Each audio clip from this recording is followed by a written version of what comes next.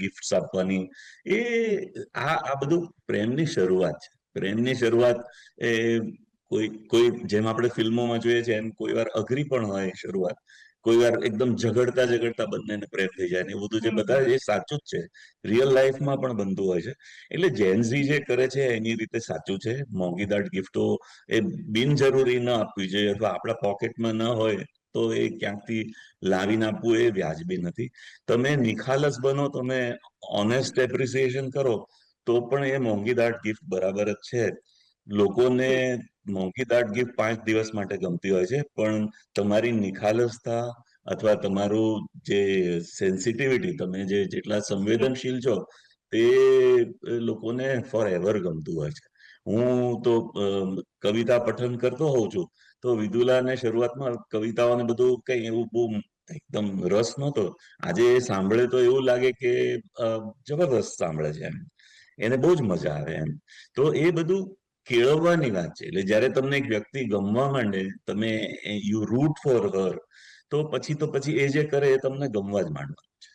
જી બિલકુલ ઠીક. પ્રેમ તો આપવાની જ વસ્તુ છે. ગિફ્ટ કરતા બી there are so many invaluable things that can જે આપી શકાય. જેમ કે જેને જે વસ્તુની જરૂર છે એ તમે આપો, એના માટે એ પ્રેમ છે.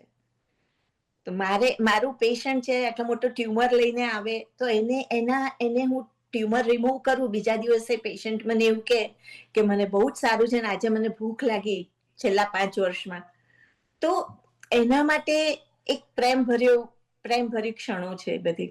એટલે to me, if you ask me, જેન્ઝીમાં હોય કે the oldest of the couple, the age wise whatever, તો આપવું, ઇટ્સ અબાઉટ ગિવિંગ. હું અપેક્ષા રાખું કે કોઈ મને પ્રેમ કરે, તો that is not love. That is not love. અને જેનઝીને મારે એવું કેવું, જેનઝી જ નહીં, લગભગ તમામ જેટલા લોકો આપની ચેનલ જોતા હશે, કે એક હગ આપવું, જે પ્રેમ ભર્યો એક હગ આપવું, એ બહુ જ મોટી ગિફ્ટ છે. એને આપણે જે એક ફોર્મલ બની જાય, જેમ હેન્ડશેક કરીએ ત્યારે આમ હસ્તધૂનન કરીને પછી એને છૂટા પડી જાય, એના બદલે જયારે આપણે હગ કરીએ છીએ ત્યારે એક 5 સેકન્ડ વધારે રાખીએ આપણે હગને, તો એ બહુ જ મોટી વાત છે. એ બહુ જ પ્રેમ આપવો એવું ગણાશે. બિલકુલ. Mukeshji, Vidulaji, thank you very much. આપ બંને અમારી સાથે ચર્ચામાં જોડાયા બદલ થેન્ક યુ વેરી મચ. અહીંયા ચર્ચાની સમાપ્તિ કરીએ છીએ. તો જે રીતે વેલેન્ટાઇન ડેની વિશ્વભરમાં જ્યારે ઉજવણી કરવામાં આવતી હોય છે, અને ખાસ કરીને આજનું આ દિવસ પ્રેમનો સ્વીકાર કરવાનું, સાથે જે વ્યક્તિ ના પ્રત્યે તમને આદર છે, માન છે, સન્માન છે, પ્રેમ છે, એ તમામ વસ્તુઓ, જે લાગણી છે, તેને જાહેર કરવાનો આજે દિવસ છે. તો આજના દિવસે તમે જેને પણ પ્રેમ કરતા હોય, પછી એ માતા પિતા હોય કે ભાઈ બહેન હોય કે ગુરુ હોય, તમામને આપ વિશ કરી શકો છો. આજના વેલેન્ટાઇન્સ ડે પર એટલું જ કહેવું છે કે જેને પણ પ્રેમ કરો છો ને, તેને ખુલ્લા દિલથી કહી દેજો, કારણ કે સ્વીકાર કરવું ને સૌથી મોટી સિદ્ધિ કહેવામાં આવે છે. અને ખાસ કરીને જે અભિવ્યક્તિ છે તેના થકી જ આપણે પ્રેમને પામી શકીએ છીએ. તો આ સાથે ડે સ્પેશિયલ કાર્યક્રમમાં બસ આટલું જ. ફરીથી મળીશું નવા વિષય સાથે.